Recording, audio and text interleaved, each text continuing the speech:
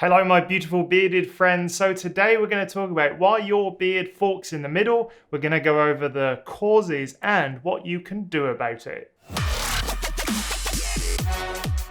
If you're new to this channel, please remember to subscribe because I talk about all the beard issues that I've been through, all of the beard solutions that I find online, and I want to share that value with you. So let's have a look at forked beards and why they are a bit of a problem. Okay, so what is a forked beard? A forked beard, or a French beard, or a beard split is when the beard grows in kind of two horns under here.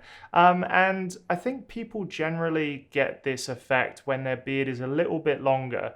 So when your beard's only 2 or 3 inches, you may start to see some difference and some sort of like separation in the middle. But really, it comes down to kind of like about 6 to 10 inches of hair, and you may see your beard hair naturally sort of fall apart in the middle.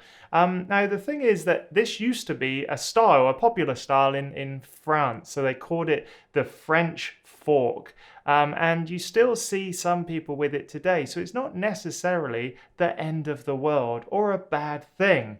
And so you can choose to do nothing about it. That is the first thing you can do. But let's have a look at some of the reasons why it's happening. And there's a few theories online. I'm going to talk about all of them, but I don't necessarily agree with all of them. You'll find out that as I talk about them.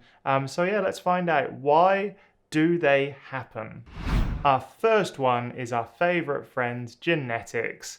Now, if your dad or uncles or grandparents have a forked beard, you may also have a forked beard.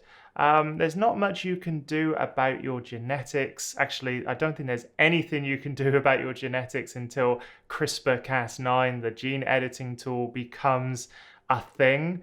But that's many, many years away, and probably beard forking is low on their list for problems to solve. So yeah, genetics, you can kind of, work with what you've got and braid your hair, and we'll talk about those sort of stuff in a minute at the end of this video. But yeah, genetics, you're stuck with it. So skip forward to the things you can do about your forked beards, and yeah, you can't do anything about your genetics. The second reason is all about the growth rates. So some people think that a forked beard happens because the growth on your chin is slower than the growth on the sides of your head and your cheek. So yeah, it happens when the hair is less sort of like long here, but longer here. And so you end up with kind of this divot where the chin hair hasn't caught up with the sides of your face. Now, I think that's reasonable. I think that's plausible. And some people think that, yeah, simply cutting away at the sides will keep that fork. You just grow out the chin hair. And to be honest with you, with a lot of these problems that you're facing, growing it out and waiting is a fantastic solution to most problems. So if you think that it's a difference in growth rates, just let your chin hair catch up with the sides, trim back the sides. It is going to sort of slow down your growth for a while. But hey, if you don't want a forked beard and that's what's happening, it's maybe worth it giving it a go. Yeah, I think that's all I have to say on that. So the third reason can be due to the bias in the way that you are grooming your hair. So some people think that you are potentially causing your hair to grow in different directions if you habitually groom in a certain way. So if you are grooming a lot on the sides and not in the middle, or vice versa, you could potentially break hairs more often in some areas of your beard, and you can also introduce some sort of growth effects. Now, I'm a little bit on the fence about this. When I looked at the science, there's not really anything to suggest that it causes this massive morphological sort of shape change in your beard. There's plenty of science on beard hair, well, hair in general, being damaged by heat treatment, by combing, by excessive brushing. So there's no doubt that this excessive brushing stuff and excessive shampooing and drying out the hair can cause issues with the hair itself, but whether or not that translates to a larger morphological or shape change, I'm not too sure. So yeah, if you think that you are suffering from some kind of over grooming or not equally grooming parts of your face, just, being conscious of that when you're grooming is so important. Just, count the number of strokes across your face and try to keep it even. But like I said, I don't think this is one you really have to be too worried about. And the fourth reason comes down to straightening. So go check out my other video where I talk about should you straighten your beard. And heat is one of the worst things you can do for your beard. Now, I use a blow dryer on a medium to low heat every day, or every day-ish, to kind of straighten out my beard and get it into a certain shape. And a lot of men do too.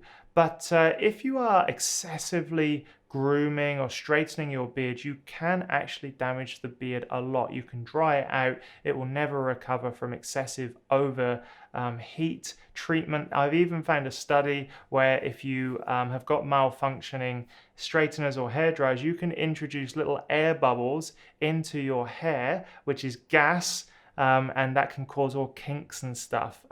So yeah, look, heat is a fantastic tool, but you have to use it not so often. You have to use it carefully, and giving your hair, your beard, days off from heat treatment is always a good thing.